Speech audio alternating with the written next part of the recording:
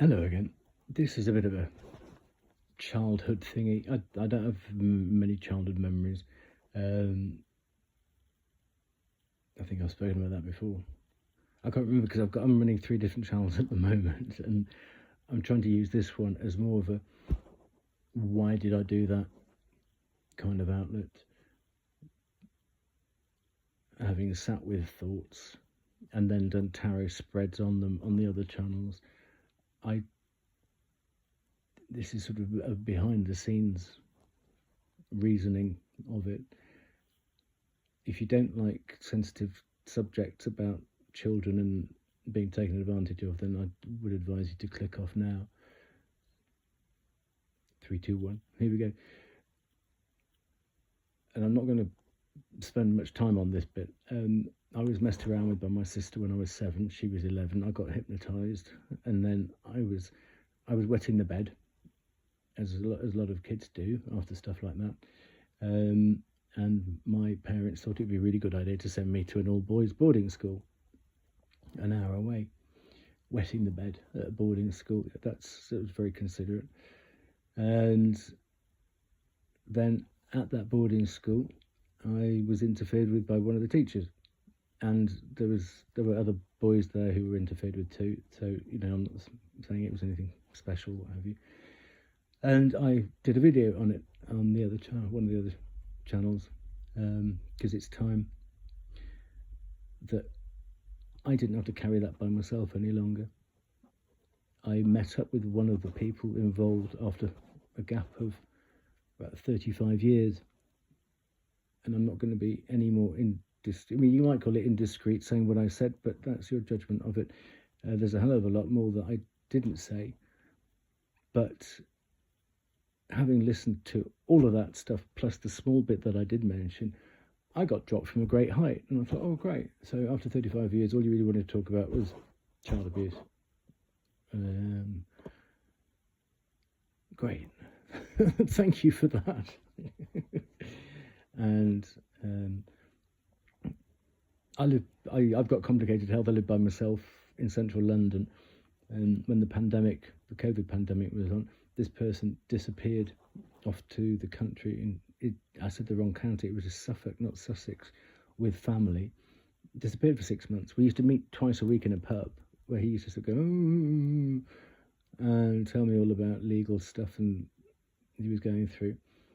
And all of a sudden, for 6 months, it was like I didn't exist. I just got dropped. And I thought, wow, you hit me with really heavy stuff. You relied on me for that. And then you couldn't actually think of somebody living by themselves in a lockdown who's got complicated health. And this is not what worries me. It was just how it happened. And I thought, well, when you get back, my ears won't be here for you. And nor were they. I think I met up with him once. It might have been twice maximum, because I just wanted to look at him and think, yeah, you don't deserve my friendship. And then a load of other weird things happened. But I'm gay, I'll never have kids. And it doesn't stop me looking at other people's kids and thinking, gosh, I don't understand that style of parenting. Or can't you see that kid is crying out for that and you're not giving it to them? Or you don't understand family dynamics. I'm not pretending to be an expert, but sometimes it's just, you think, crikey. But there's a legal/Latin expression in loco parentis, and it's when parents drop their kids off at boarding schools.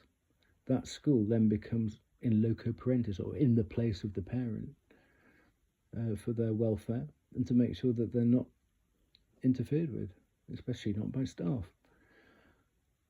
So I know the 70s and the 80s were a funny time all round, especially in Yorkshire. But what was going on was, it was not a well-kept secret. It was an open secret. And in a class of 12, because it it was very, very nice private boys' school, fee-paying school. There were class sizes of 12, and every time you have geography and every time you have art, one pupil is singled out to go upstairs and spend time with the teacher upstairs, out of sight. And this is aged, 9, 10, 11,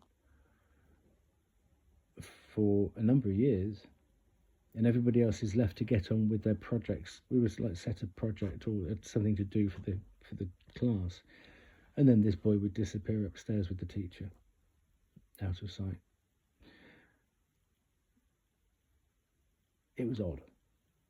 There are further things that were odd, which I won't go into here because I think I've said enough. But I did a tarot spread on it and just pulled cards on it yesterday, and the cards told the story. I told the story ahead of time, and the cards came out and pretty much backed it up. So I'm loving the connections that I have. I know it might sound a bit woo-woo if you're not into tarot and you don't understand energy and what you can achieve by connecting with I'm talking about with upstairs. I don't connect with downstairs. Let's get that straight. And I've been amazed by some of the things that I've been able to tell a story about and then back it up with cards, or literally be talking about something. For example, I was talking about, maybe you've been a bit too long in hermit mode. I picked the cards up, went to shuffle, and the hermit card flew out. And the card for Sagittarius is Temperance. And I was going, this is Sagittarius, this is Sagittarius. I flipped it over and it was the Temperance card for Sagittarius. I've got this weird connection at the moment. I hope I never lose it. I really hope I never lose it, because it just makes me laugh, and it makes me believe even further in the interconnectedness of spirit and energy and light and bright and good and fair and honest. And if that's how you choose to live your life, then that's what you will get back from the energy source or spirit or source or what have you. Now, at this point, I would very, very much like to thank, if you don't like woo-woo, thanky, new agey stuff, this is probably the time to click off. I would like to thank Spirit and the people who've taught me along the way, my spirit guides, my ancestors, and my spirit team, and the people who I have learnt from. The online spiritual or tarot or energy community is a beautiful community. There are a few rotten apples around, obviously you're going to get that anywhere, but what a crowd of people, and so much love and so much effort and goodwill and knowledge, blood, sweat and tears goes into creating readings and learning and reading and going investigating a new deck that's caught your eye, and then sitting with that deck and learning what the artist means about subtle differences in that deck. There is so much investment from so many people into creating this sort of production of the invisible. I mean, it's like gravity. You can't see it, but you know it's there on a day-to-day basis. But this is something else, the fact that I'm recording this here and you're listening to it somewhere else, I mean, invisible energy waves, like gravity. But learning how to pick up on energy and use it for good is a beautiful thing, and I would encourage anybody to do it. But once again, I would like to thank everybody who has supported me, and people who made me laugh, and people who I've learnt from in my progress. And thank you. Take good care.